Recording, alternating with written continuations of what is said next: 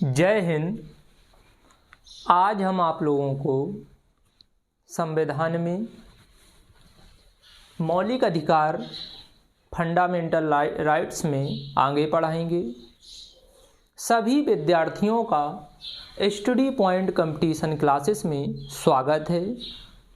आप लोगों को हम बता दें, लगभग 4-4, 5-5 करके जितना एक बार में बोर्ड में लिख जाएगा उतने अनुच्छेद डेली कराएंगे। इससे आप नोट्स भी बना सकते हैं और वीडियो को 1 से 2 बार देख के अच्छे से चीज़ें समझ सकते हैं। कोई भी चीज़ छूटेगी नहीं। संविधान में एक एक पॉइंट ऑप्शनल जो भी आप एग्ज़ाम देना चाहते हैं सभी के लिए पर्याप्त होगा।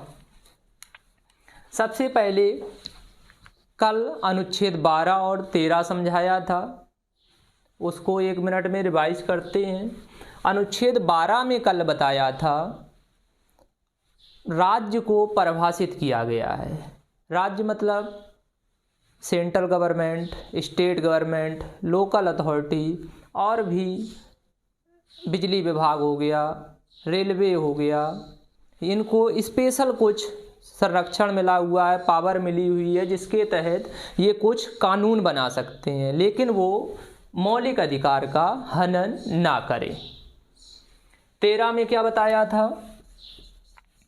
अनुच्छेद 13 में बताया था संविधान लागू होने के पहले, मतलब 26 जनवरी 1950 से पहले जो देश में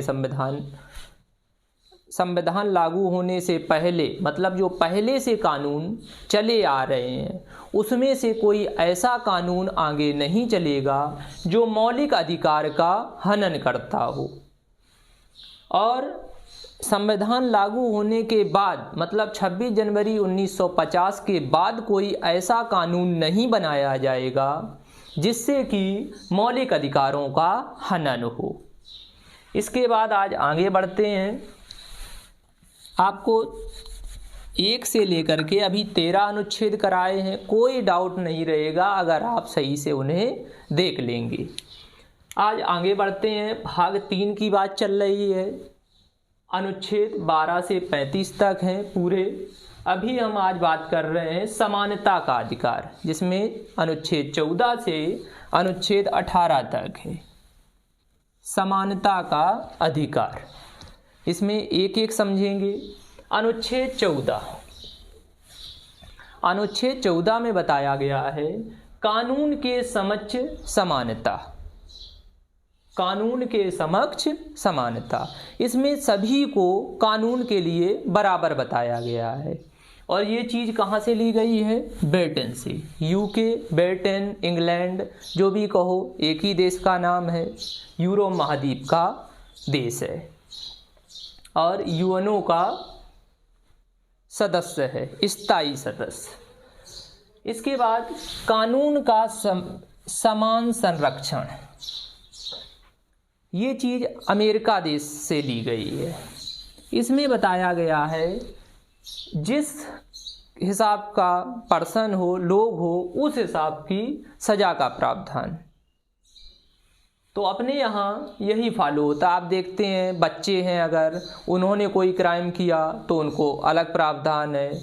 18 वर्ष से ऊपर हैं उनके लिए कुछ अलग प्रावधान है। गर्भवती महिला है, अगर वैसे महिला है उसके लिए अलग प्रावधान है। तो सबके लिए, तो अपने यहाँ अमेरिका का जो है समान संरक्षण उसे ज़्यादा फॉलो किया जाता है। लगभग 80-85% वही फॉलो किया जाता है। इसमें 2 लोगों को छूट है। एक तो राष्ट्रपति जब तक अपने पद पर हैं, और एक राज्यपाल। राष्ट्रपति देश में प्रमुख है और राज्यपाल अपने राज्य का प्रमुख है, संवैधानिक पद है। इन दोनों लोगों को छूट है क्योंकि राष्ट्रपति अनुच्छेद 72 के तहत उसे सज़ा माफ़ करने की शक्ति प्राप्त है और राज्यपाल को अनुच्छेद 161 के तहत प्राप्त है। ये जब तक अपने पद पर हैं जब तक इनको सज़ा नहीं दी जा सकती है। बाकी सभी लोगों को समान सज़ा जब कोई क्राइम किया है उसी हिसाब से सज़ा का प्रावधान है। इसके बाद करते हैं अनुच्छेद 15। अनुच्छेद 15 में धर्म, जाति, लिंग, वंश, जन्म स्थान के आधार पर कोई भेदभाव नहीं किया जाएगा। लिख लेना है, जन्म स्थान के आधार पर कोई भेदभाव। जैसे धर्म है, किसी के धर्म को लेकर, मतलब ये कहाँ कही गई है?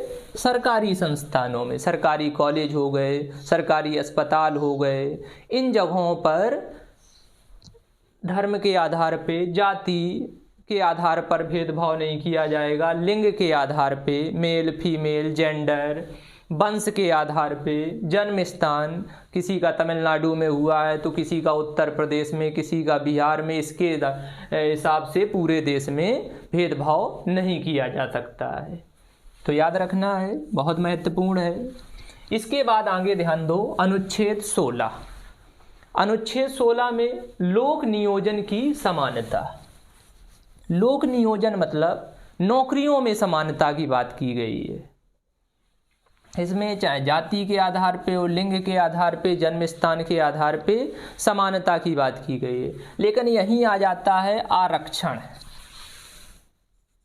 आरक्षण, तो इसे आरक्षण को संविधान निर्माताओं ने पॉजिटिव बताया है कि ये आरक्षण उस हिसाब से दिया जा रहा है जब तक नीचे तबके के लोग अपने बराबरी से ना आ जाएं। तो इसे नेगेटिव नहीं लिया जा सकता है कि आरक्षण में तो फिर कुछ ही वर्गों के लिए ज़्यादा प्रावधान है, तो इसे पॉजिटिवली लेने को कहा गया है। बाकी समानता की बात नौकरियों में कही गई है। इसके बाद आ जाता है अनुच्छेद 17, अस्पष्टता का अंत। अस्पष्टता मतलब छुआछूत। पहले गांव वगैरह में जैसे कुएं वगैरह होते थे, या देखते थे जो बड़े बड़े ठाकुर, पंडित, यादव, ये लोग नीची कास्ट को बैठने नहीं देते थे, पानी नहीं पीने देते थे। लेकिन आज के हिसाब में स्थितियां बदल गई हैं और बदलना भी चाहिए। तो अस्पष्टता का अंत मतलब छुआछूत का अंत। कौन सा अनुच्छेद? अनुच्छेद 17 के तहत बताया गया है कि ये अब अपराध की श्रेणी में आता है। इसके बाद आ जाता है अनुच्छेद 18, उपाधियों का अंत।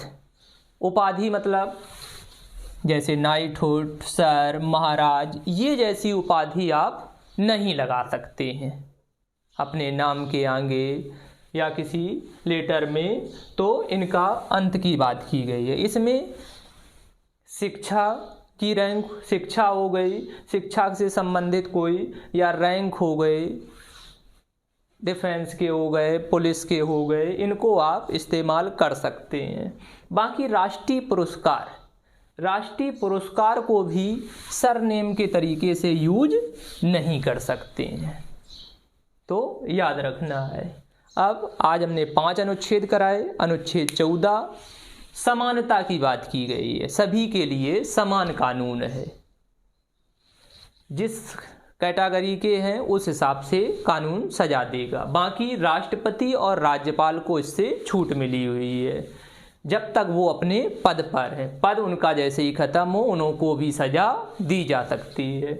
इसके बाद 15 में धर्म, जाति, लिंग, जन्म स्थान के आधार, वंश के आधार पर भेदभाव नहीं किया जाएगा। चाहे वो जिस जाति का हो, जिस धर्म का हो, जिस लिंग, जैसा लिंग हो, वंश जैसा भी रहा हो। जैसे एग्जाम्पल में समझो, आपने नाम सुना होगा मध्य प्रदेश से ज्योतिरादित्य सिंधिया।